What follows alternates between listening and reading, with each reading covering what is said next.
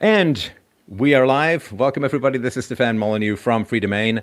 I am very, very pleased to have Dr. Shiva Ayyadurai, and he is an MIT PhD and more acronyms than an alphabet soup in a windstorm. And he has, of course, 4 PhDs, if I remember rightly. He also invented email. He's actually come on. He's offered to recompense everyone for spam, which I consider to be highly generous on his part. Dr. Shiva, thank you so much for taking the time today. Thanks, Stefan. Just to correct, I have 1 PhD, but 4 degrees from MIT. So 4 degrees. All right. Thank you. I want to take credit for stuff I didn't do. All right. So we're going to start big picture stuff with regards to health, because I consider this a free consult because, it hurts when my elbow when I do this. But no, I want to start with the big picture with health. As you know, of course, Americans are suffering enormously under SARS-CoV-2. And one of the things I think that's a big issue is Americans have a natural state of relative ill health. And it seems like this is cracking the foundations that are already severely cracked. What is the story with Americans and lifestyle and profit motives and health and all that kind of stuff? Yeah, Stefan, it's a great way to start the conversation. If you look at the, arc of history, sort of medicine in America, it's been sort of unfortunate. It's unfortunate in one way, and in another way, it's very fortunate in some of the events that are taking place. You almost have this two tracks taking place. So let's talk about the first part, which is the unfortunate part. And that really begins with the consolidation of the scientific establishment, the creation of big medicine, big pharma, and big insurance. And the turning point of all of that, in my view, you can go to various points, but really all of that occurred in 1970, when you had it started with essentially the Mansfield Amendment in science, which was a set of an act that was passed, a set of amendments, which basically in the late 60s, early 70s, which moved large amounts of funding to political institutions like the NIH and the National Science Foundation. So what happened was, if you look prior to that, and if you look at it prior to the history of sort of science and innovation in the United States, it was always occurring by hobbyists, right? It was occurring on the edges, which was what made America significantly an amazing country, was because you look at the founders of the country, these guys were children of the Enlightenment, right? They studied science and engineering, and they had an appreciation, particularly for innovation. The founders of the country really created the patent laws, right, to support innovation. So anyway, you have that whole journey. And around starting in 1940s, after World War II, with essentially the consolidation of this scientific establishment, which began post-Manhattan Project, post-Sputnik, the goal was, out of fear, the goal was we needed to bring everything centralized. And so in 1970, up until that point, the military, which had a massive budget, and it used to take a very small slice of that budget, which was still a lot of money, and sort of just throw it everywhere. So you had guys doing wacky stuff, really cool stuff. Some people were doing number theory and cryptography and topology and places, just went there. And these guys they didn't have to fight for grant money because they were good. They got this money and no one ever thought about it. But at late 1960s, 70, during the height of the Vietnam War, as was ending, it was decided that we would not fund any of this basic sciences research unless it was for weaponry. So a lot of that money got moved to these highly political organizations. So that was one important trend that was taking place. So the consolidation, or the beginning of sort of the end of real science. 1940s, the reason I gave that date was when Vannevar Bush, the president of MIT, spun out Raytheon. And David Noble, one of the profound giants in the history of science, said that's when really real scientific research started ending, because you had all this public money which started going to the military-industrial academic complex, and that's who Raytheon represented, what Vannevar Bush created. So between the 40s to the 70s, you had the creation of big science, and concomitant with that, if you remember, 1970s is when big insurance companies, big pharma companies, and big hospitals started coming together to lobby government. And then as that process went forward, you had the creation of something like the Safe Harbor Act in the late 90s, in the early 2000, which allowed the creation of GPOs, group purchasing organizations, and PBMs. A lot of people don't know about these, but if you look at hospitals, let's say you and I were hospital administrators, we owned our own hospital. the equipment we bought in that hospital, be it ventilators, catheters, insulin, whatever it was, we used to pay, let's say $10 for a bedpan, and I pay $10. And all of the hospital administrators said, hey, look, why are we all paying $10? Why don't we come together and group purchase? So GPOs were created. Now, initially, these GPOs served the hospitals because they lowered the price from $10 maybe to $5. And eventually, these GPOs were controlling so much of the supply chain, they said, wait a minute, we're going to flip the model. We're going to not give 10 to 5, we'll give 10 to 8 or 10 to 7, and we'll give a little kickback to you. You and I was legalized corruption, and that legalized corruption was allowed by the Safe Harbor Act, which was supported by Congress. So you had big academia being created, big science, and now you had big hospitals, and they created these in-between guys called GPOs on the in-house side and PBMs, which control the supply chain to 3 or 4 major, like Walgreens.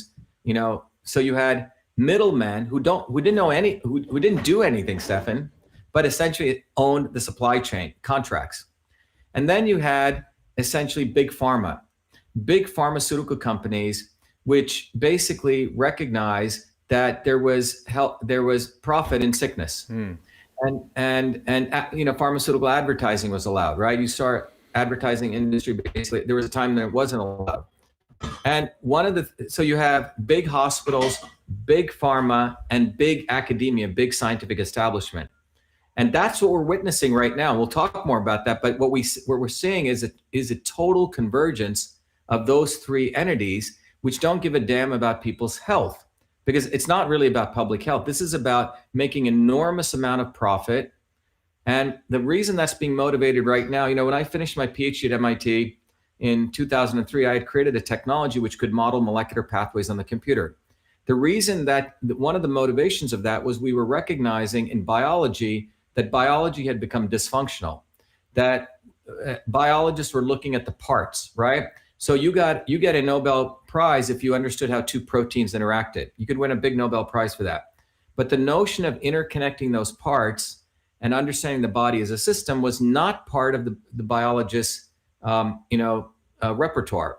So what was happening in biology was when the Genome Project ended, we found out we only had 20,000 genes. We don't have 100,000, a million genes. And in fact, we have the same number of genes as a worm.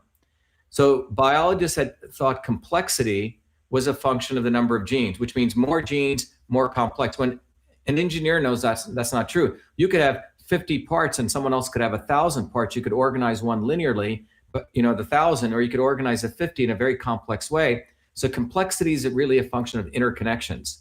So that put biology in a new trajectory called systems biology. It was a new department at MIT created under the Department of Biological Engineering, or a new field.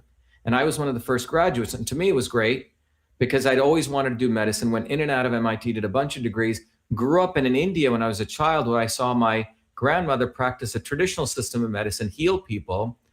Started doing medical research as a research fellow when I was 14, where I created the email system, but I never could want to become the MD because something never felt right, Stefan. But in 2003, what happened was, because biology was frankly failing, and it recognized it had nowhere to go except taking a systems approach, one of the fields that evolved out of that was precision and personalized medicine. And it recognized the right medicine for the right person at the right time. You can't say everyone should get the same vaccine. Everyone should get the same drug, which is going back to what traditional systems of medicine were. But the important thing that took place was pharma. This is where I think this has been motivated. When I created this technology, Cytosolve, the reason I created was the National Science Foundation said, the grand challenge is, imagine you could model disease on the computer. Because if you could do that, you could get a directionality at minimum. Hey, we shouldn't be even doing this drug. It's going to cause this toxicity. Or you know what? These combinations of things could cause toxicity. Or, hey, this thing has a lot of promise. Maybe when we mix curcumin and resveratrol, it can lower inflammation. Maybe we should pursue that. But these are complex molecular equations and reactions. So I created a technology which could, in fact, model disease, which people thought was intractable. So when I finished that, my advisor and I were like, wow, who would want to use that? And we said, wow, pharma would want to use that, right? And the reason we said that was when we had done the data analysis, pharma was since the 1980s, they've been tanking. They've been failing.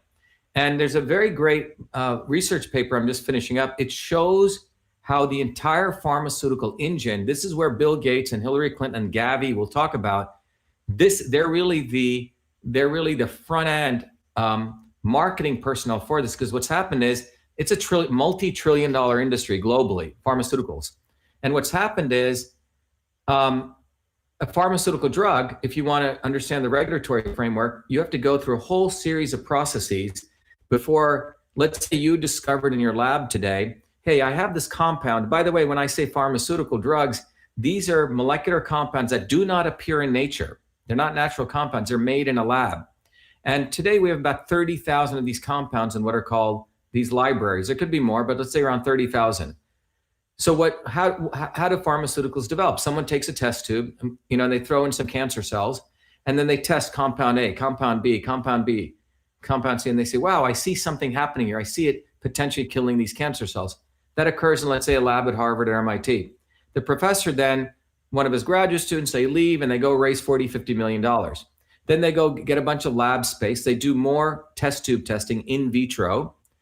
Then they'll go kill a bunch of animals for another 6 years, see if that same phenomenon where they'll buy mice from companies like Charles River who create these mice with tumors or a particular thing, and they'll give them the same compound and they'll say, wow, it reduces a tumor and we're not killing too many mice. So what they're trying to figure out is a dosage. That may take around 6 years. They may spend close to $1 billion just in that, or let's say $500 million. If they get to that point, then they will go to the FDA and file what's called an investigational new drug filing, an IND. And by the way, I've gone through this myself. It's quite an interesting process. And then the FDA looks at all your animal data and they say, okay, we're going to give you an allowance where you can now go do phase 1 trials on humans, small sets of humans. And then if you do that, then you can go to phase 2, phase 3. Well, that entire process can take upwards of 13 years, Stefan. Up to $5 billion. Now think about this business model. So now the day that you discovered, and remember I said in the test tube, that's when the clock starts ticking because you may file a patent. Patent life is only 20 years, right? So they got 20 years to go down this path. Now after 13 years, you only have 7 years of patent life left. Let's say you spent on the high end about $5 billion, and let's say your drug only has around 100,000 people you can use it. Okay. So that's 5 times 10 to the power of 9 divided by 1 times 10 to the power of 4, which is 5 times 10 to the power of 5, which is about $500,000. You're going to have to charge for that drug for, let's say, potential market share of 100,000 to make back your costs. Now, that's just to make your costs back. So if your market size only 100,000, you have to charge, so you're probably going to have to charge $1 million, right? A chemotherapy agent. So, and they only have 7 years before it becomes a generic. So what's happened is, and if your drug goes out there and it causes side effects, you and I can sue that company and we can recoup. So what pharma has realized is, Jesus, we're spending $5 billion. Then we have to go do, by the way, the marketing costs aren't even included in that. All the marketing they have to do. And then we may get a set of customers. Now those customers may sue us. High liability, high risk. So that's you also have to cover the costs of the trials that don't make it through to the end. Exactly. Right. So and by the way, only 20% of the things entering phase 1 make it. So when I created Cytosolve, I said, wow, I could help these guys, understand toxicities way up front. The problem is they move quarter to quarter to quarter, and they weren't interested in my technology. And frankly, I wasn't interested in them either. I really was interested in natural products. In fact, I could have helped them figure out if their vaccines worked or not. We put that out there. In fact, we applied for a DARPA grant, but they're not interested in that. What the reality is that their business model is already, it's like a locomotive engine. They do this, and they do this. Remember, it's all about getting funding and getting VC money. And then when you make it to phase 1, phase 2, your stock price just takes a tick. They already have it figured out as a business model of moving it down that pipeline. It's about, okay, I made it through in vitro. Okay, I'll raise another 100 million at a higher valuation. Now I'll do my animal test studies. So the entire pharma model is pushing it down that pipeline, and you're cranking up the valuation of your company. And that's that model. It's not even about solving a disease. It's about making an enormous amount of money. But the problem is, once the regulatory framework came in there, and even the FDA, which is pro-pharma, was not releasing their drugs because of the side effects, they were in a conundrum. And to give you the numbers, year over year over year, pharma spends about, they're putting in 30% increase in the R&D budgets. And they're finding year over year over year 30% less allowances. So their model's freaking failing. So that's happening over here. They're literally seeing the burning down of their industry. So pharma companies are now moving to a different area, vaccines and what are called cell therapies. These do not need to go through the same regulatory framework. In fact, they're treated as another class called biologics. So this is why if you look at the 30 vaccines for kids that were pushed forward by the CDC as guidelines, not one of them, Stefan, has gone through double-blind placebo-controlled studies. It's quite extraordinary. And one HPV vaccine that they claim they did, and I want to come back to that, talk about it, was absolutely fraud, what they did. And we'll talk about that. So they don't have they don't have to go through the same regulatory framework. And if you look at the history of this process, starting in 1962, John Kennedy signed the National Vaccine Act. And that was based on a very, very rudimentary understanding of the immune system, which is what's still used today by guys like Fauci and Gates to put forward it. It's very different than the understanding of the immune system that I've put forward. And in fact, I gave the prestige lecture at the National Science Foundation on this. They didn't invite Fauci or Gates to give that lecture. They invited me because of the knowledge I have around that. And we'll talk about that. But the fundamental issues, the very rudimentary understanding that they had of the immune system in 1962 was the basis post-polio vaccine, pre-measles vaccine that John Kennedy instituted the National Vaccine Act, which gave rise to the CDC and the powers for them to come up with the vaccine guidelines. So now follow after Kennedy signed that into law from 1962, 24 years later, 1986. Well, people were starting to report injuries from vaccines. They were suing the vaccine manufacturers. Now, instead of eliminating those vaccine mandates, because in those 24 years, we'd started to learn very different things about the immune system. What did we do? Well, his brother, Ted Kennedy, comes in. Reagan was a president, but it was democratically controlled House and Senate. And they basically said, instead of eliminating the guidelines, they said, you know what? They put a big Band-Aid on it. And that Band-Aid was to create the National Vaccine Injury Program. They were getting, 10s or 20 every day vaccine court filings.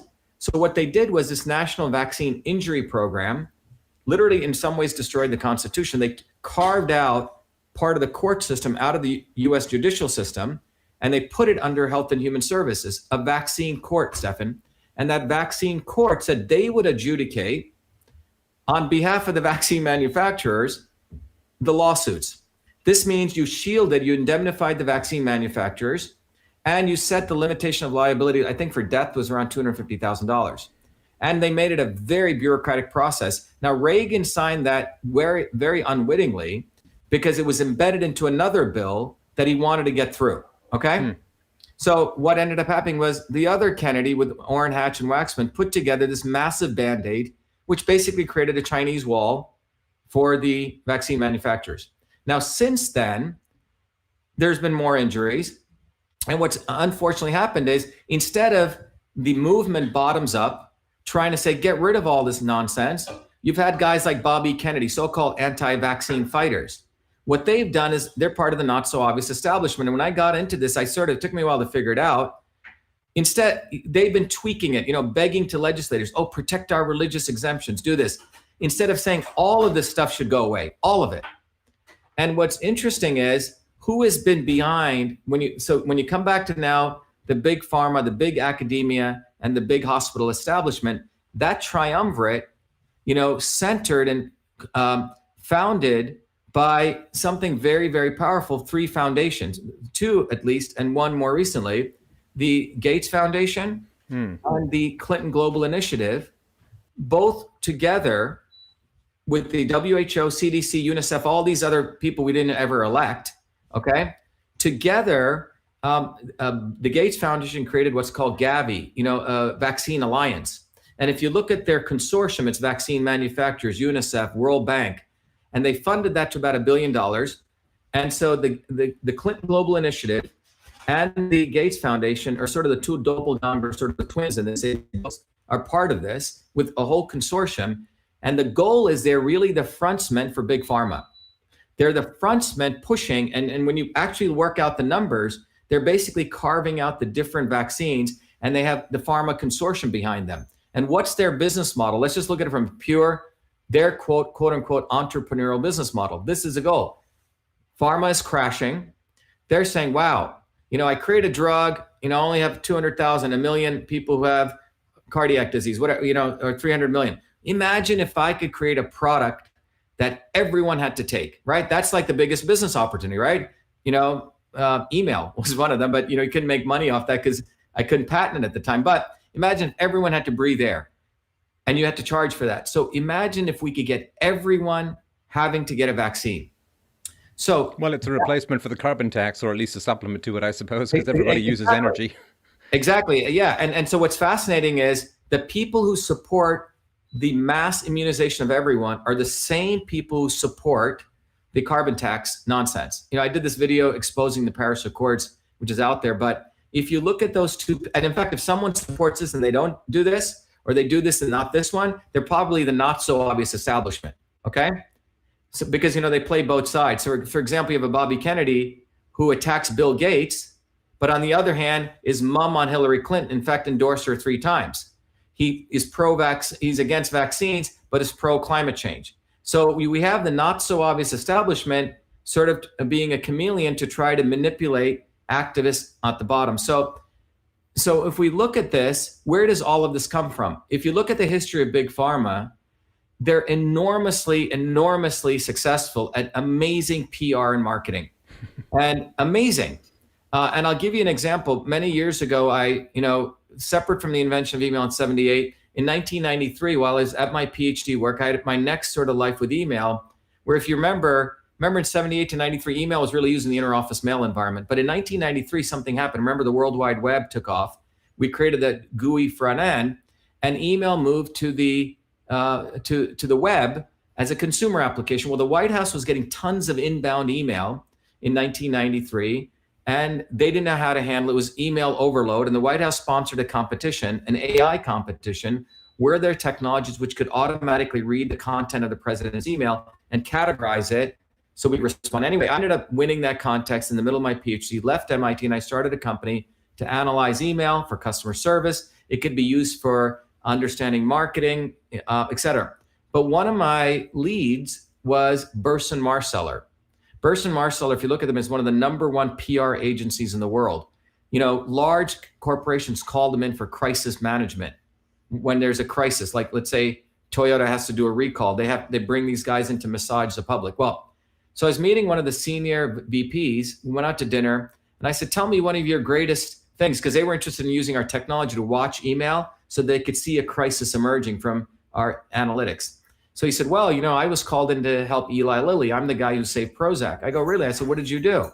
He goes, well, Eli Lilly's stock was tanking. People were stopping to take Prozac because of side effects. And so I said, what did you do? He goes, well, first of all, I rebranded themselves. I forgot what their branding was. Like it was something like they were a drug company. He changed it to like, we help the world. Okay, #1.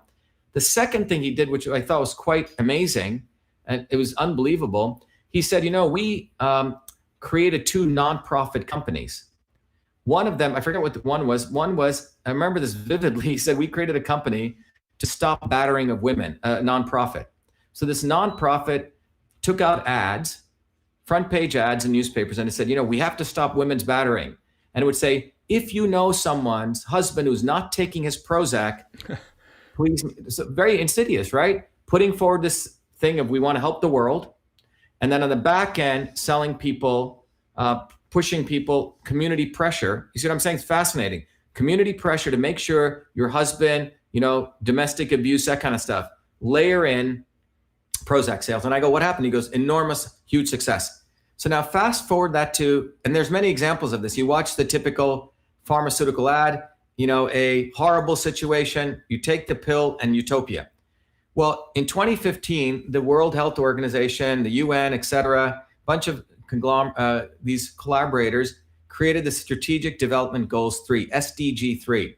What was SDG 3? It was essentially similar to this process. We're going to paint a utopia. We're going to have no more pollution, no more income inequality, no more poverty. 17-point stuff and 17-point plan, clearly architected. Anyone can go read this. It's not even hidden. SDG 3. Now, adjunct to that, so that's the utopia that gets painted. by the way, supported by Gavi. All right, Gavi is one of the big sponsors of SDG 3, supported by the Clinton Global Initiative and the Gates Foundation. So this is a PR. We're going to deliver you utopia. Right behind that is IA 2030 about immunization, which says, the front cover of that says, we must not leave anyone behind. The front sentence says, everyone, everywhere will be vaccinated. They must realize the health benefits. And in the connection between these two, they say, to achieve at least 14 of those points of the 17, which will lead us to utopia, we must immunize. So they've connected immunization to everything. The workforce, climate change always also needs vaccination, everything. But what could this, what the could let me start the question again. What could be the conceivable logic behind needing people to be immunized in order to achieve utopia? Well, think about it. So let's just step back as a business model. This is, people sell, I don't know, I want to sell coffee, right? Nescafe. Oh, you feel great when you drink this coffee. Everyone should be drinking coffee. That's what every CPG company wants to do. Procter & Gamble wants everyone to be using their toothpaste, right? We created toothpaste as a phenomenon. So the model here is to create vaccines as the, standard procedure, SOP, for protecting yourself from infectious diseases. That is the ethos. Now, if you can get an audience, a market of 7.2 billion people, let's say on average spending about $1,000 a year, that's a $7.2 trillion recurring market. Now, imagine this, if you could get the government its public so afraid that they impose this as a mandate. Now you've created a consortium. So Gavi is leading this consortium with two of its cylinders, Gates Foundation, Clinton Global Initiative, which are probably being funded in all sorts of, many incestuous ways. Back-ending that is a major big pharma companies who are part of Gavi. They're the consortium partners. In fact, the SDG 3 goals is supported not just by the WHO and United Nations, but the IFPMA, the International Federation of Pharmaceutical Manufacturers. The three leadership council of that is Eli Lilly, Shinogi from Japan, and Roche. All right. So this consortium, it's an ad campaign, man. That's what it is. Massive ad campaign filtered through fake science, which we can talk about. And the goal is 7.2 billion people, a captive audience, don't even have to market to them. So imagine taking from a verticalization model, which Microsoft was very enormously successful at doing. By the way, the strategy brought to you by McKinsey. Gates Foundation hired McKinsey to map this out. So the model here is that the mandate of vaccines takes place, and you, just like it's no longer countries, right? Before the empires split up portions of territory. Now you're going to split up portions of people's bloodstreams. Okay, you own hepatitis B1 bloodstream. You own HPV. You own this bloodstream.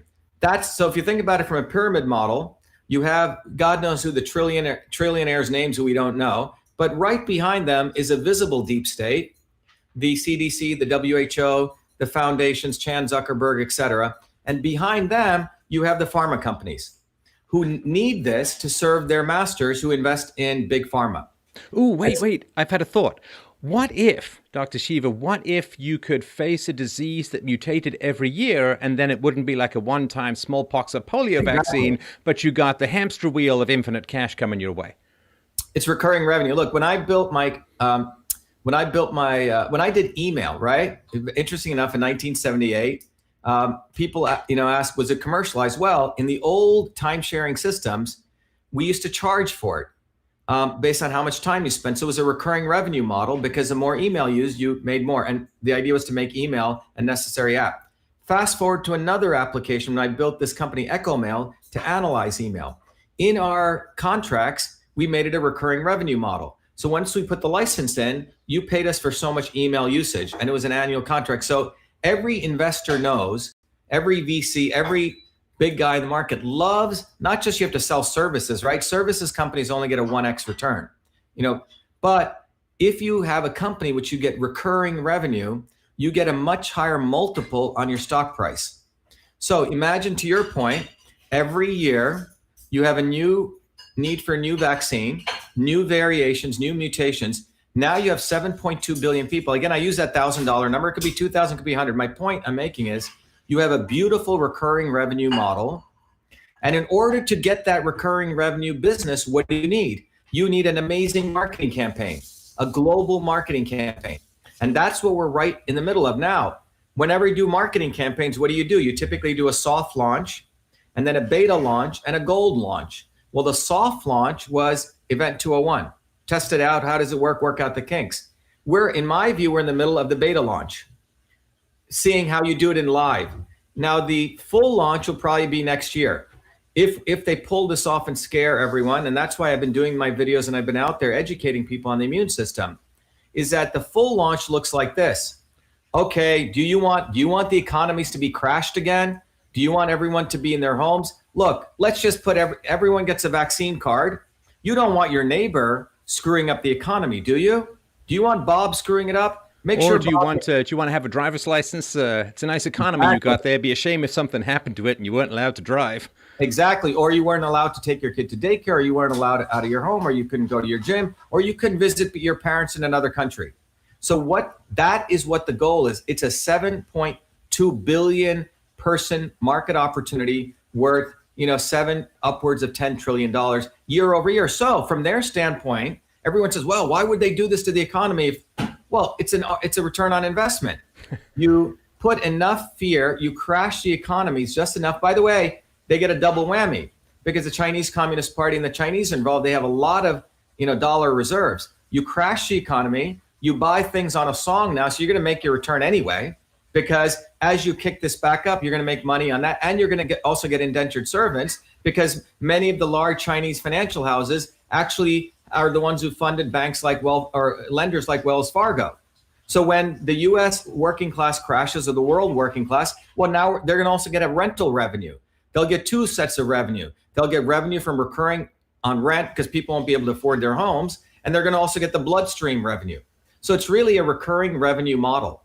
And Bill Gates knows about this because Microsoft realized that they weren't going to make as much money selling just simple software. They had to move to the cloud where you could get a recurring revenue model.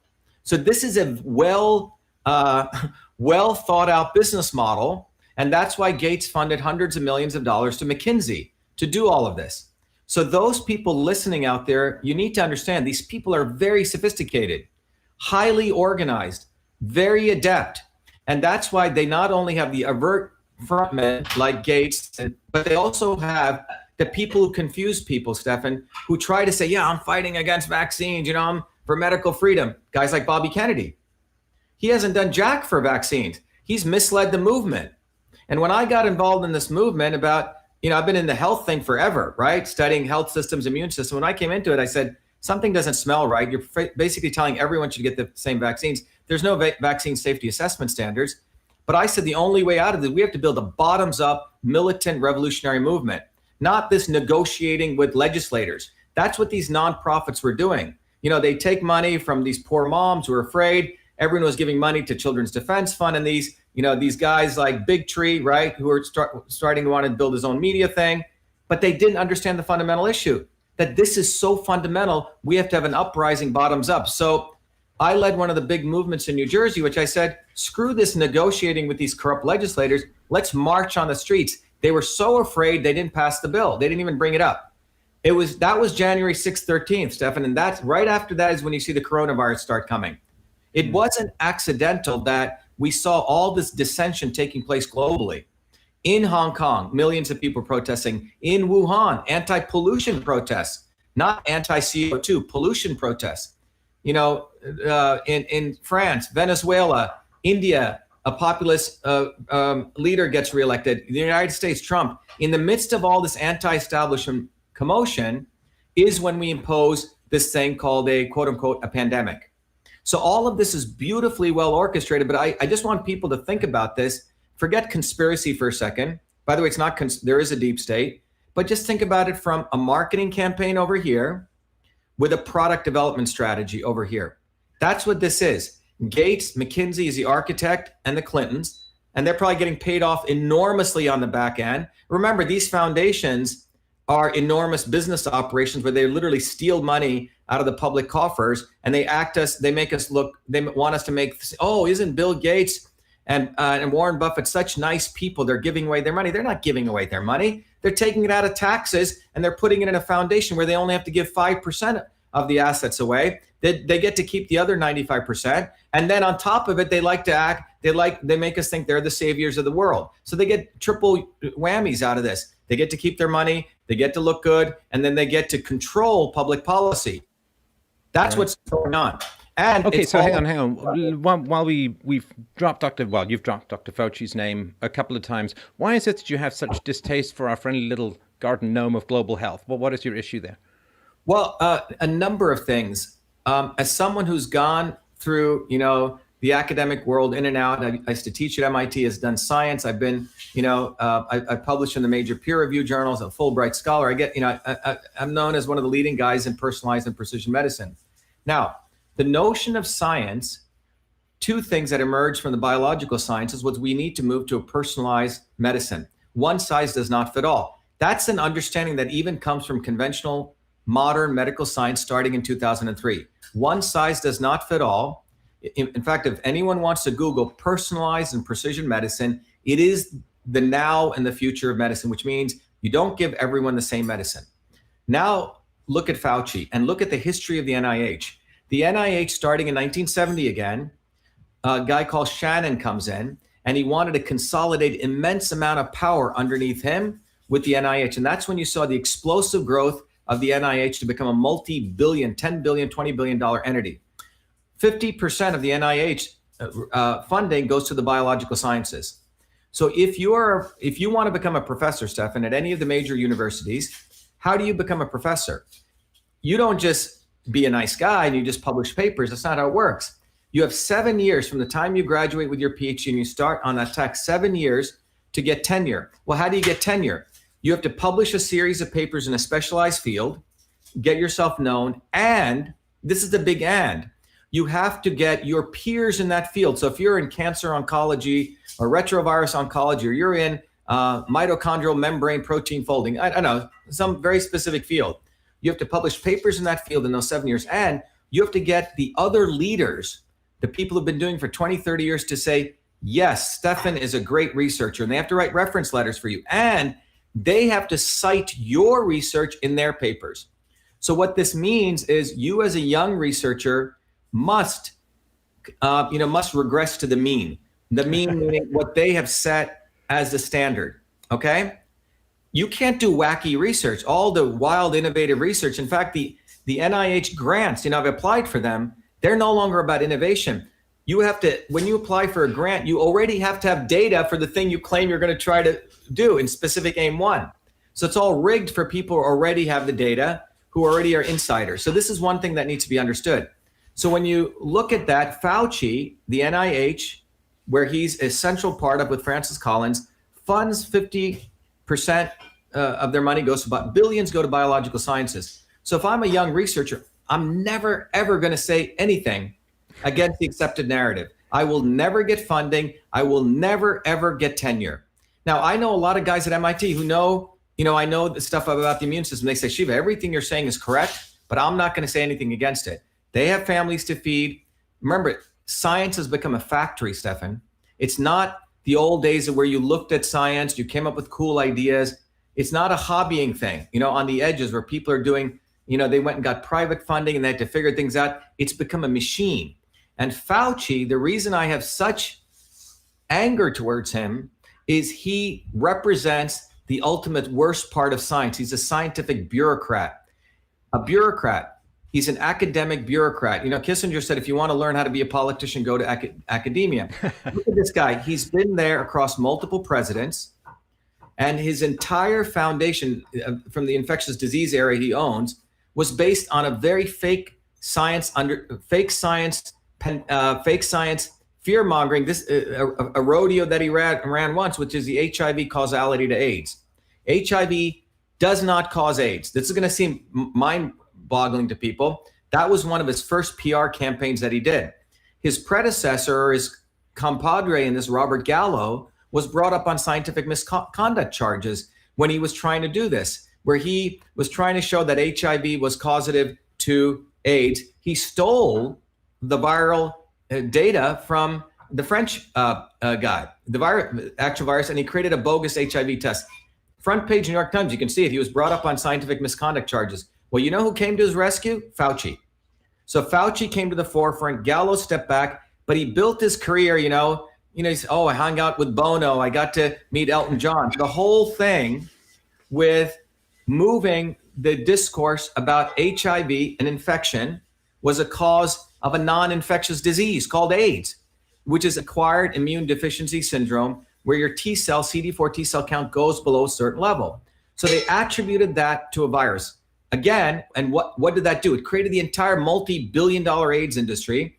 It resurrected a drug which was never working called AZT off the market to an off-label use for AIDS, which, by the way, killed a lot of people. The reality is, I think 60% of Zambia has HIV. They're not dying. And one of the people that really exposed this was a real scientist, Peter Duisberg. Peter, one of the earliest tenured professors at Berkeley, one of the earliest people to get into the National Academy of Sciences, a multi-NIH grantee, a grant award winner, he said, wait a minute, this causal relationship doesn't fulfill Koch's postulates. What are Koch's postulates? It's the foundations of virology for which Robert Koch was honored. He won a Nobel Prize. And Koch's postulates go like this. If you're the district attorney, you want to pin the crime on this virus or bacteria, you got to show at least four things. One, if you have someone with the disease, let's say scurvy, by way of example, and you want to show this virus causes scurvy, you have to find an abundance, not like one little virus, because everyone has one virus of something, an abundance of that virus in that person who has scurvy, step one. Then you have to be able to culture that virus in a test tube or a petri dish. Step three, you have to be able to take that virus, inject it into an animal, a host, and show that that animal also experiences the same disease state of that original. And then you have to be able to culture that back from that animal. Now, HIV never fulfilled Koch's postulates, and this is what Duisberg brought up. And to give you an idea how serious this is and how real it is, Stefan, when I was at MIT, I had read Duisberg's work back in 1993, and it all made sense to me because, and I'll come back to that. But Fauci built his career on that. I remember taking John Essigman's class. John is one of the leading toxicologists in the world, an amazing professor. And John, in our class on systems biology, we got to viruses. And John was talking about viruses, virus infections, blah, blah, blah, blah, blah. And we were talking about the AIDS virus. And I was in the back of the room, around 40 graduate PhD students, very smart people. And I said, John, is it not true that HIV doesn't cause AIDS? Okay. The entire class comes to a complete silence. Now, because it was that was a narrative. Now, this is at MIT, the #1 institute in biological engineering. Now, John Essigman was very honest. He said, what Shiva is bringing up is a very good point. He's bringing up Peter Duisberg's work that HIV's relationship to AIDS does not fulfill Koch's postulates. And then John Essigman also went on to say, and John's a tenured professor at MIT, he said, I know Peter. He's a very well-respected scientist. But what happened to Peter Duisberg was they vilified him, they attacked him, they marginalized him. Peter stopped getting any of his NIH grants. So who was behind all this? Fauci. Now, Fauci has built his career as essentially a prostitute for big pharma. That's what he really did. Wait. Hang on. Sorry. I'm hanging onto the back of the sled here as we go bouncing down this hill of knowledge. And I've just lost one of my hand grips here. Okay. So we've got HIV, the virus. I guess that's like SARS-CoV-2 versus COVID-19, the manifestation or the disease. You got HIV, the virus, and you have AIDS, the syndrome, which is it's not the HIV doesn't kill you as far as I understood it. It lowers your defenses against something else, which is going to come and kill you, like pneumonia or something. So just help me understand where the causality changes based upon the common narrative. Okay, in one of the early works, Peter and other researchers looked at the first 87 AIDS cases. Remember, they always, if you ever see how they write it, HIV/AIDS, just look at how it's branded, HIV/AIDS, HIV or AIDS. And I remember my sister's an MD. When I found out about this, I said, hey, this is not true. She goes, oh, you're crazy, blah, blah, blah. Now, 15 years later, she says, you're absolutely right. It's AIDS-related disease. Let's get down to the specifics. What is AIDS? What is AIDS? It's a term used to describe a condition in your body, in your adaptive system. Remember, you have the innate system, which is all the macrophages in your body that react when you first get hit with some type of pathogen in your gut bacteria in your eyes, etc. That's your early stage immune system. There's another part of your immune system called your late stage immune system, the adaptive immune system, which are sharpshooters. And those are controlled by T cells and B cells, respectively. They create an antibody for that pathogen. Okay. So the thesis here is, you have lower T cell counts below a certain level. And when you have that, you have acquired immune deficiency syndrome called AIDS. Okay. Now, is that clear? So your T cell count, so that means your adaptive system is compromised. Well, how did that happen? How do you get there? Well, HIV caused that. That was what the thesis was.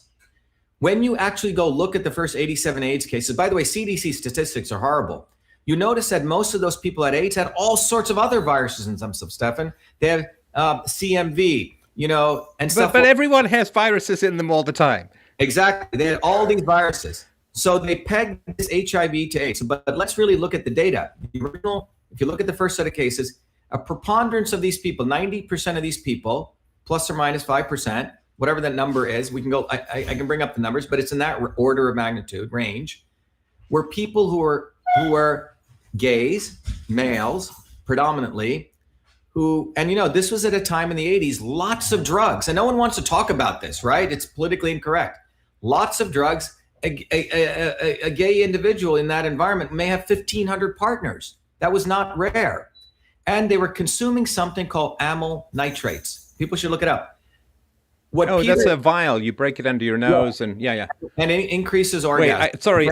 I sounded way too experienced with that. I've just read about it. I just want to know it's not my weekend activity. Remember, there's not one paper still written showing HIV causes AIDS. People should bring it up and we can have a debate on it, okay? So Duesberg brings this point up and he says, however, there are 200 unequivocal papers showing amyl nitrites is a carcinogen and cause Kaposi sarcoma, which is what people get their skin all screwed up, those blotches, that's Kaposi sarcoma. 200 papers written on that. Well, these guys were doing tons of amyl nitrites, partying all late at night, having multiple, infinite number of partners, lots of drugs, okay? So that was that majority of the group. Well, you know what happens when you do that? You lower your T cell count. You destroy your immune system. Now, when you destroy your immune system, you're going to have all sorts of viruses in you. That's why people started cooking the books. Oh, wait. Okay, so this is why the fabled jump to the heterosexual population never occurred, because majority of heterosexual people are not doing amyl nitrate and having 1,500 partners. 15, and remember, this was a decadent lifestyle at that time. It was. Look, I had a very close friend of mine at MIT. Many years later, he came out of the closet, and he ended up getting AIDS, and they put him on AZT, and he died. And I said, Arnold, and a friend of mine, and because when Duesberg's work first came out, it said those 87 people fell into three groups. First group was this 90% of the people, okay, who were these predominantly male gays partying amyl nitrates. The second group was IV drug users, and people said, the needles. Bullshit. That's not what it was. It was a fact of the enormous amount of drugs that they were doing that also lowered their immune system. The third group was people who were getting blood transfusions. It wasn't the virus traveling through the blood. You know what it was? It was when if I were to, knock on wood, it never has to happen, you have to get a blood transfusion. What do? They give you immunosuppressive drugs because you don't want your immune system to attack, right, the foreign agents in the blood you're receiving. Well, if you get 2 shots of immunosuppressive drugs, you probably have to go to the ICU because you're in an immunocompromised situation. That's what the three groups were. Stefan? Wait. Sorry to keep interrupting. But doesn't HIV attack the T cells? And if it's amyl nitrate, how do you explain the prevalence in Africa? HIV is a virus that's everywhere. It's not in Africa, lots and lots of people have it, and their population is explosively growing. People aren't dying. It's another virus. And this comes back to what we need to talk. We have 380 trillion viruses in our body. 380 trillion. Okay?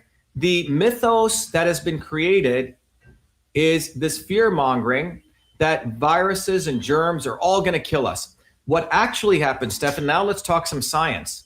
The true science is you have this thing, an operating system in your body called the immune system. It's one of the most oldest operating system that has gone through, in fact, invertebrates, vertebrates, to create you. We would not exist if we didn't have an immune system. And if that immune system hadn't gotten, if you believe in the evolution, this entire process, or even if you believe in natural design, human beings would not freaking exist if we didn't have this amazing operating system called the immune system. And it's gone through various revisions to make us come here to be these human beings who build all this stuff. Okay? That immune system, the way it interacts with the outer world is to live in coexistence with it. When a pathogen attacks you and hurts you, it is not the pathogen that's destroying you. So everyone needs to get the science here. The science that is assumed by the fake news media and is promoted, unfortunately, by MDs who are not well trained at all. They don't learn this in medical school. They learn maybe the innate and the adaptive. They don't learn about the microbiome. They don't learn the following. If you ask a typical MD, what does a virus do to you? How does it work with Ebola? Well, the virus enters and it destroys your heart tissue. That's what you'll hear, right? And you start bleeding from inside out. Or the virus will attach your epithelial and you're going to start getting edema. Well, that's not what happens. This is what actually happens. Virus comes in. Your innate system, which is all the things in your skin, your eyes, your throat, first interacts with it. Your macrophages, neutrophils.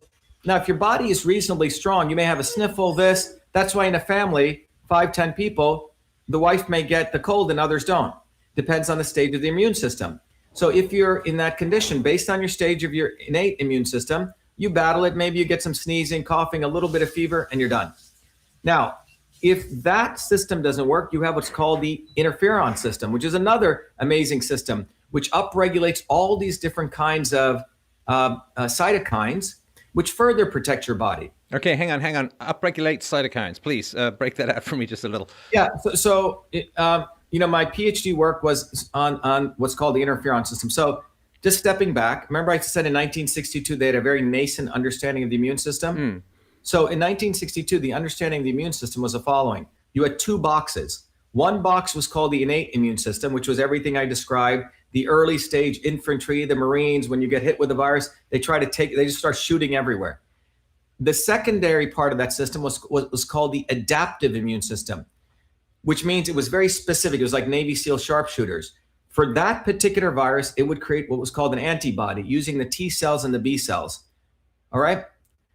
Now, that was basically the understanding of the immune system. And part of this understanding is, in order to create, to mimic immunity, we're going to put a vaccine in you, which will be a pale shadow of the actual virus coming in, like the measles virus. We're going to kill it a little bit, and we're going to force your body, right, to create those antibodies, to create what's called immunity.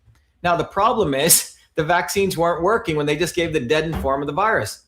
The body wasn't creating that inflammatory response. They said, shoot, let's start adding other things. And what did they add? A little bit of aluminum, some mercury, some other stuff to create that. So that the goal of that was for your body to create this inflammatory response to create the antibodies, okay?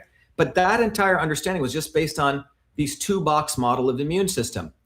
When I gave my, the distinguished prestige lecture at the Science Foundation, the reason they asked me to do this is because when you take a modern systems biology approach, you realize there's many other boxes, Stefan. There's a gut microbiome, which is essential to a strong immune system, the balance of all these amazing microbes, 60 trillion of them. And then we also have viruses, a 380 trillion virus. They're not our enemies, they work together. And then we have the connection between our gut to our brain, the neural system. But in between all of this is a very powerful system called the interferon system. The interferon system was also discovered around the 50s, a lot of work done by the Japanese, which showed it's a missing link that interconnects a lot of these systems. That when you get a virus, guess what your body does? It actually turns on another set of chemicals called cytokines. These cytokines are used to not only, they're used to interfere with the viral replication process. So what's a virus trying to do? It comes in, it's sort of non-existent until it interacts with you. It wants to use your own cell machinery to replicate itself.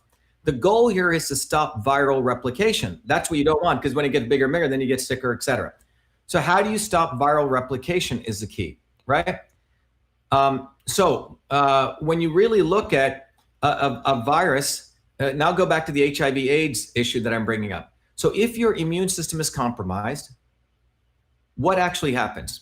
Well, remember I told you you have the interferon system. I mean, you have all these different subsystems. So it's like you got a nice V6 engine working with all your pistons working. Now imagine what happens if you're consuming tons of amyl nitrates, or for that matter, tons of sugar in your diet. What does sugar do? Sugar turns on candida. Candida creates gliotoxins. Well, those basically suppress your macrophages in your early stage immune system, and the others knock out your T cells.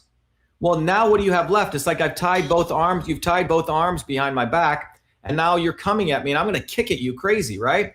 In fact, I'm not going to kick at you just a little bit. I'm going to go violently crazy using my legs, and I may actually harm other people in my way. Right. So when you knock out some of these subsystems, which are part of a beautiful choreography, which all turn on and they modulate, it's called immunomodulation. Immunomodulation is where, like an orchestra conductor, all these instruments come to life.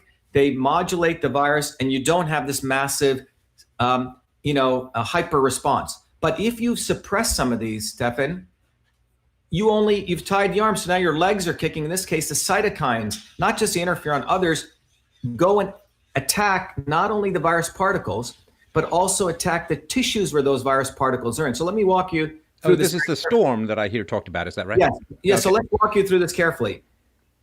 I have virus, coronavirus, flu, whatever. I sneeze on you. Well, it goes through your respiratory channels. It goes down your nose, and it goes down into your lungs. And it comes into one of your structures in your lungs, a very small structure. It's called the alveoli. Well, the alveoli is surrounded by epithelial cells, and I'm giving you sort of the shortened version of it.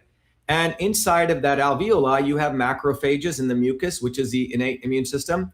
And so what happens is when that virus lands, in the best case, your macrophages go attack that virus and they blow it up. Okay, they stop, even it's consumed, it's taken out. If that doesn't occur, the virus will then attempt to replicate itself. And that replication process, if that proceeds, it's going to hurt you. But if in the case to stop that replication, first the macrophages attack, then your body produces the interferon response, it recruits other T cells, and all of the stuff you don't even know about. That's why many people are asymptomatic. This is all happening. Well, what actually supports this process is a healthy, working immune system. That's the discussion we need to talk about if we truly care about public health. Well, who is actually being affected? Who got affected by AIDS? Who was it affected? People who freaking took amyl nitrates, people who are IV drug users, and people who are getting blood transfusions where their immune systems were suppressed. When I was out in Hawaii, I remember reading Duisberg's work on this, and the woman I was staying with was the mother of a friend of mine, and she had gotten AIDS. And after I read this book, I said, wow, can I ask you a personal question? He goes, sure. So I said, you're not gay, because you didn't do that. Clearly you don't look like you got blood transfusion. I said, I must assume that you were a heavy drug user. She goes, Shiva, I was a serious heroin addict for 7 years. Okay. Oof. So she fell into one of those three groups, right? And she's the one, and she healed herself through really boosting up her immune system, had to go to Canada, got some very interesting treatments. The point is, it suppressed immune systems. Let's go to this COVID fear-mongering nonsense here. Who are the people who are actually dying? First, we don't really know, because there is a political and a economic interest to brand everyone as COVID-19. And the WHO created two codes. Remember, the WHO creates the diagnostic codes, which, by the way, they charge for. It's a very interesting business model they have. So they created two codes for COVID-19, as I understand. They may have created three, but it's definitely two. One was you were actually labeled as having COVID-19 through a test. Well, what was that test? It's a PCR test, polymerase chain reaction. Well, what does that mean? That means they're looking for a piece of the nucleotide in your body, and then they magnify it and try to match it to one of the coronavirus nucleotides. By the way, coronavirus is one of the most common viruses. We all probably have pieces of it, okay? And they're not even looking for the entire sequence of the COVID-19. It's any corona, actually. And even Carrie Mullis, the people who created PCR, will tell you... Wait. Hang on. The COVID-19 test, which is supposed to be testing for SARS-CoV-2, is looking for any coronavirus, such as common cold or flu, or... It's a nucleotide sequence, which doesn't necessarily have to be that, okay? But furthermore, the PCR tests are highly. Kary Mullis, who won the Nobel Prize in Medicine, who also supported Duisberg, in chemistry. Amazing scientist. Kary said the PCR test isn't even quantitative, it's qualitative. It's a qualitative test. Like binary. Okay? It's not quantitative, it's qualitative. It's a guesstimate that's made. That's one code that the WHO has. The second code they had as well is sort of looks like COVID. So when people are coming to these hospitals and they're branding them into one of those two codes, in fact, I was privy to a letter that the CDC sent to hospital administrators. A very good friend of mine who's a pediatrician shared. The letter basically is incentivizing hospital administrators to conflate one and the other. That's what's going on. So, Stefan, we don't really know what the numerator is. And I dare ask any one of these people, including Cuomo, to put all of this data in the cloud so I and other professionals can review it. And you don't have to put the names. You can follow HIPAA guidelines. Give the pre-existing conditions of these people. We had just a very close friend of ours who was a big smoker, friend of ours husband, big smoker, always would get pneumonia, had multiple incidents of going to the hospital and getting intubated. Well, he was just COVID-19. Let's say, God forbid, something happens to him. What are they going to brand him as? COVID-19 death? Or forget the fact that he ate horribly, was 40, 50 pounds overweight, was a smoker. That'll be forgotten. So that's what people need to understand. We have created, remember, because of big hospitals, because of the big academia, because of big pharma, these three people have colluded in a beautiful way to create this fear mongering. And if they but hospitals also get paid extra. They get paid for extra. These diagnoses as well. So there's a financial. This is, I think, one of the reasons why New York circled back and said, I think we found a whole lot more for COVID-19 patients now that there's money dangling from the sky.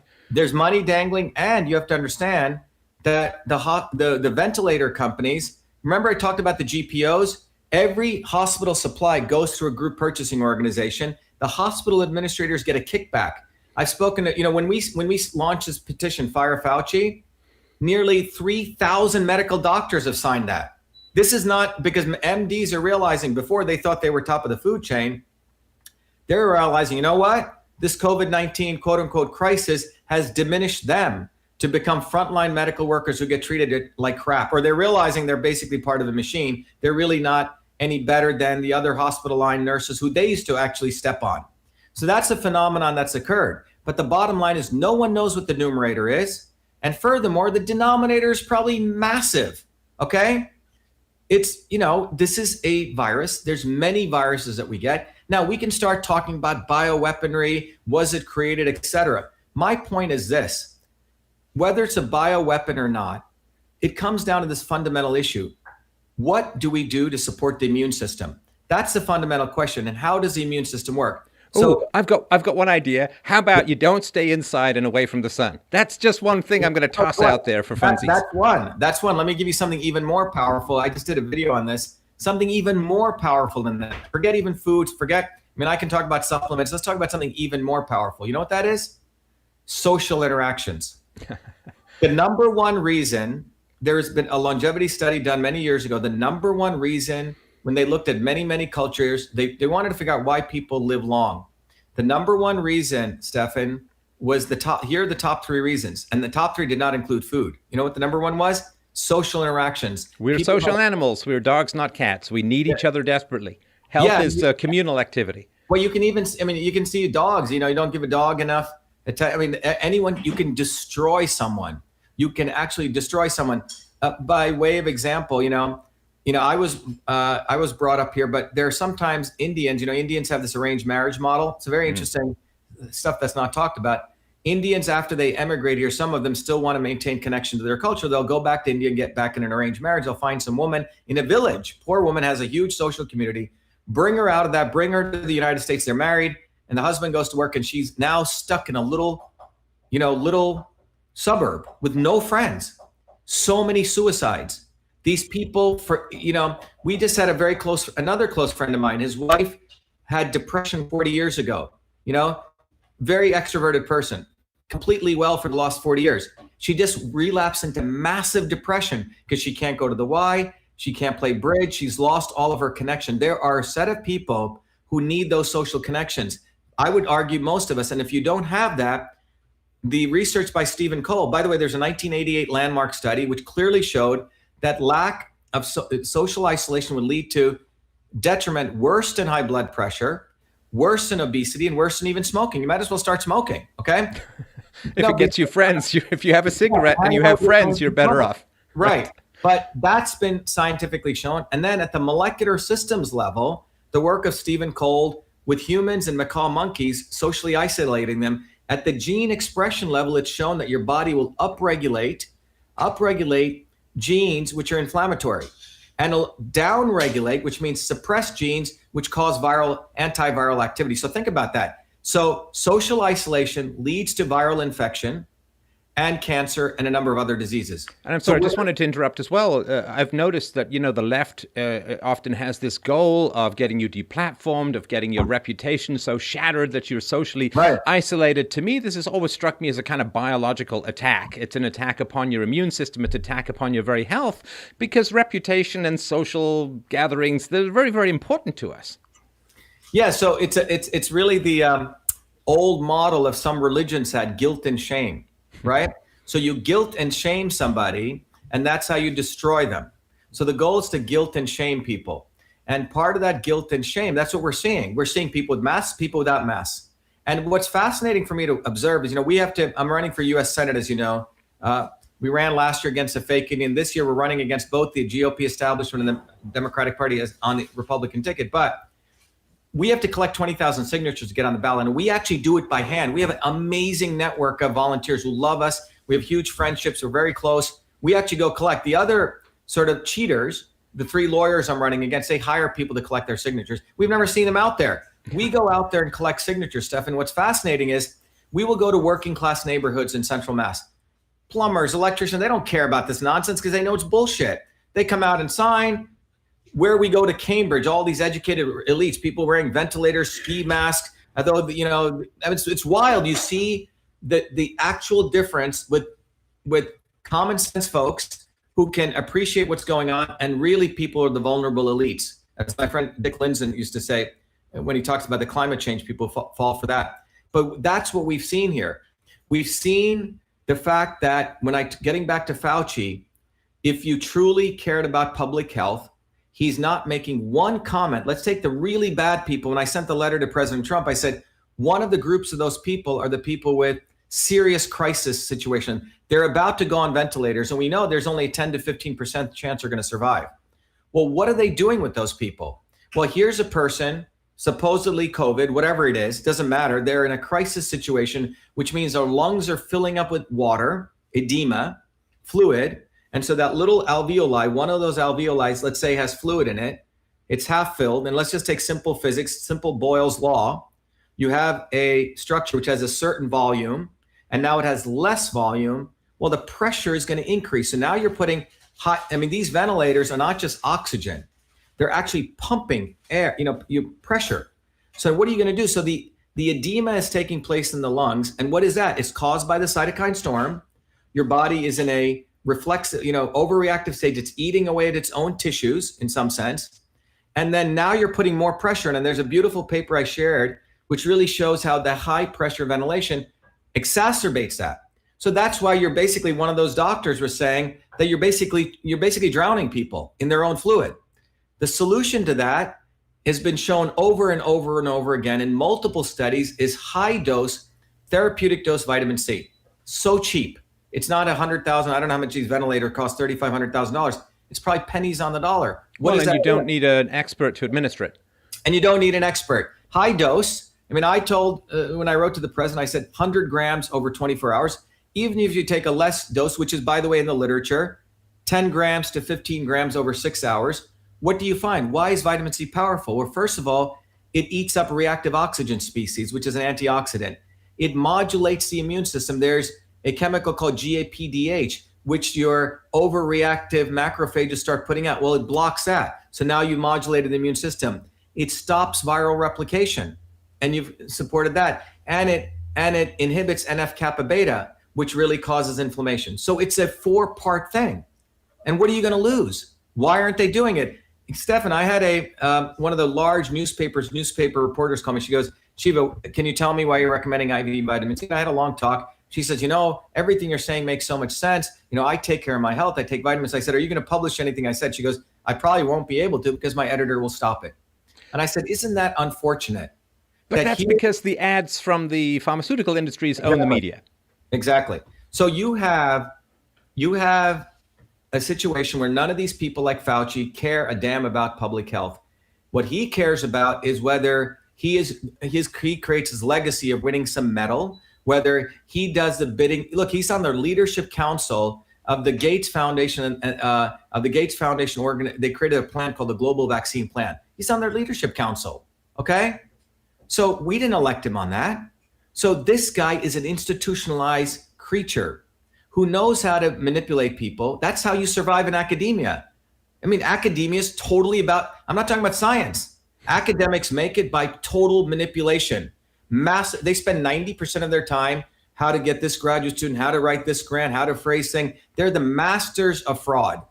Okay. Well, and the whole peer review system is utterly garbage. I mean, the replication crisis is hitting it's even hitting physics, which used to be it's already hit the social sciences, it's hit psychology. The replication crisis is huge in science. And then when we criticize this, we're considered to be like medieval, superstitious, anti-science people. It's like, I'm very pro-science. I'm anti-government programs like pseudoscience. Well, if they also revere Einstein didn't publish one paper peer reviewed. Right. His last paper he submitted to, I think, Physical Letters. They said, Dr. Einstein, we want to send it to peer review. He goes, what are you talking about? His view is, how could peers review anything? You see, peer review is about regressing to the mean. That's what it's about. So you're eliminating people with new ideas. So the issue should be citizen science. That's one of the platforms. So my platform for our campaign, Stefan, is quite unique, and that's why I think it's created a global wave. Sorry to interrupt. Give people the website for your campaign before you go into that, because I do want people to be able to find you. So everyone should go to Shiva4Senate.com.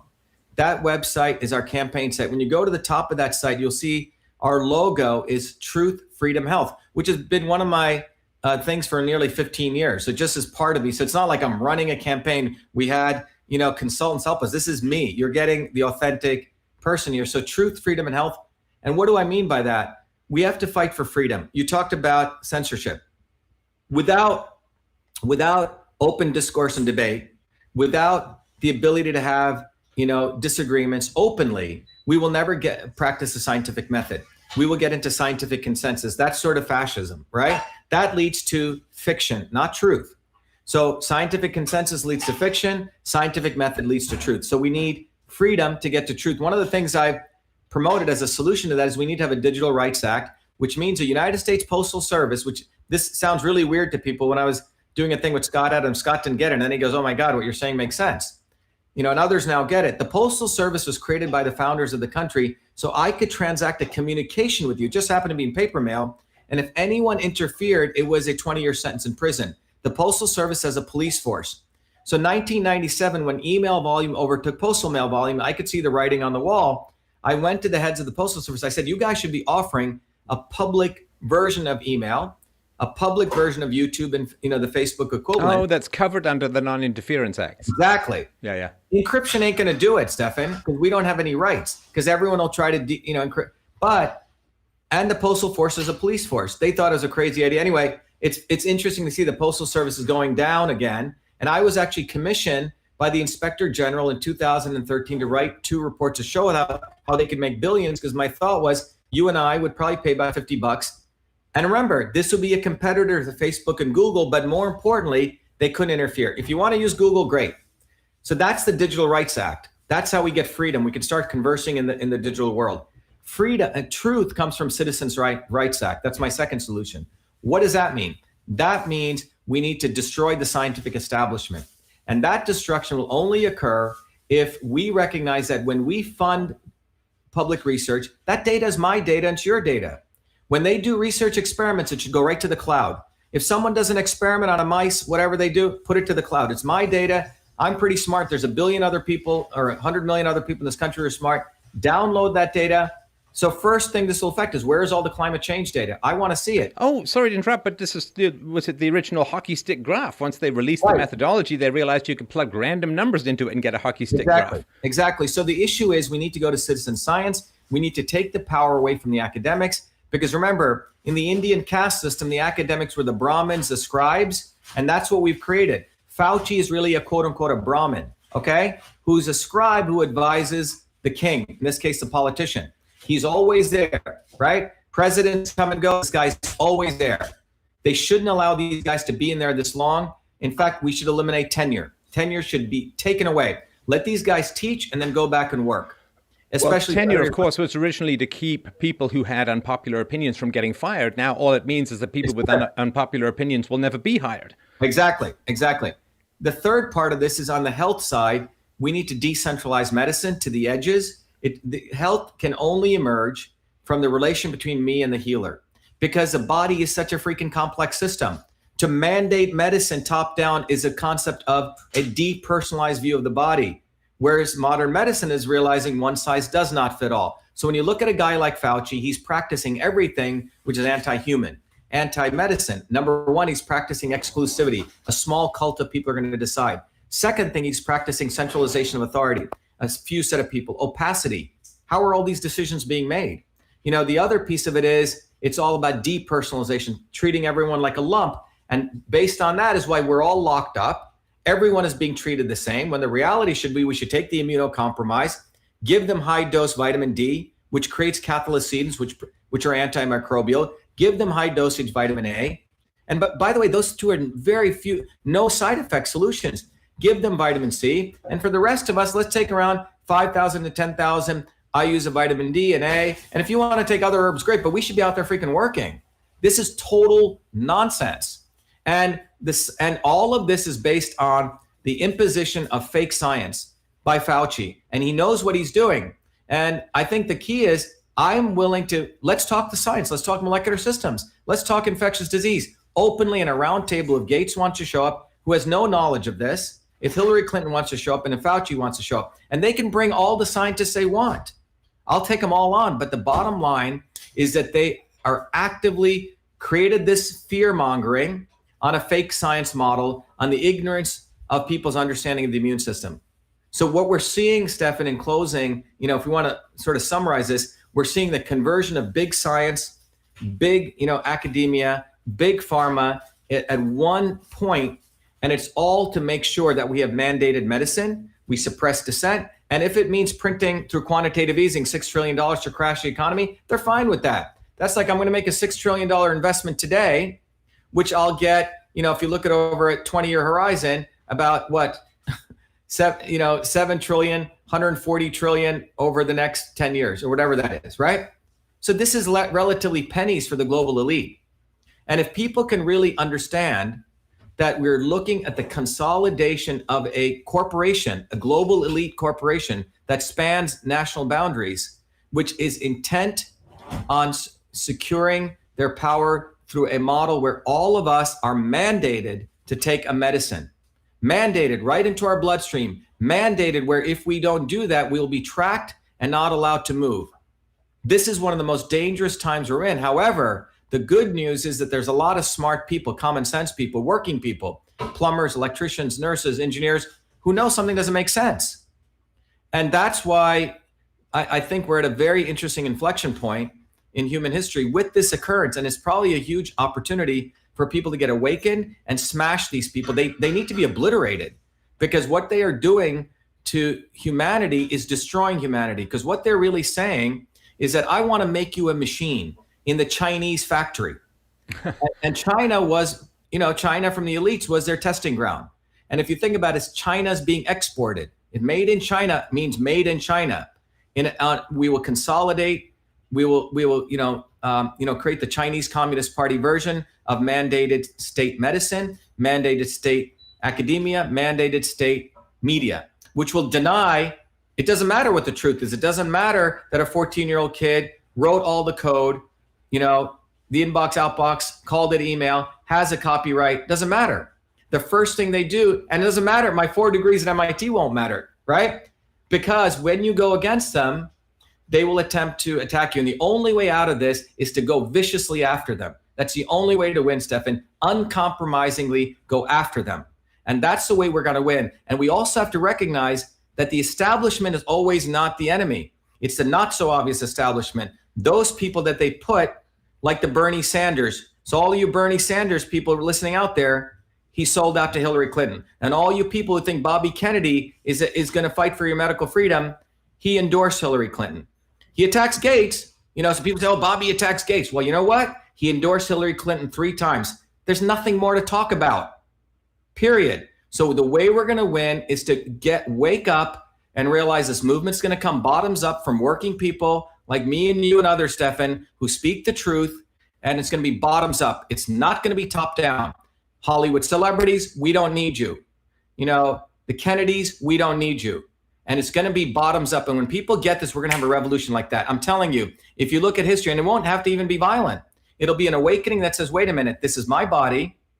I'm going to decide what goes into my body. No one owns it. And you know what? The sun is an amazing vehicle. It produces vitamin D. It produces cathelicidins. And you know what? Fresh vegetables without pesticides are what I need. Clean air, clean water, clean food. Meanwhile, in the United States, we have a D+ in infrastructure. Massachusetts, the home to MIT, the home to Harvard, the home to all the elites. You know what they got by the American Society of Civil Engineers for infrastructure? An F-. 125 points out of 350. The third worst infrastructure, which means crumbling bridges, crumbling roads, crumbling water systems. Who the hell are these people like Elizabeth Warren, all these academic people? They have nothing. They should shut the hell up and talk about public health. You have no credibility, nothing. So we need to understand that we need to stop paying so much respect to these people. They've lost all of our respect. F-. in infrastructure, Massachusetts. And Massachusetts got a D++ in the worst corruption. The 10th most corrupt state, the 3rd most breaking infrastructure. And if you look at the history of infectious diseases, if we really want to talk about infectious diseases, you know how they've been solved? Not through vaccines or medical interventions, through infrastructure. Go back to the 1900s. 40 out of 100,000 people had infectious diseases, okay? It dropped down before the polio and measles vaccine to 1/2 out of 100,000. How did that occur? Vitamin A, nutrition, sanitation, refrigeration, elimination of child labor. And how did we get that? Well, in the late 1800s and early 1900s, there was a massive true working class movement, militant movements of people said, hell no. And they knew that the bourgeois in this country, like the Franklin Delano Roosevelts, were part of the global elite. They're not going to give it to them. They went to the streets. They fought. That's how we got it. And after that, we had the Red Scare. All of those, organic workers were made to be communists, right? So they branded everyone as communist. That was part of this.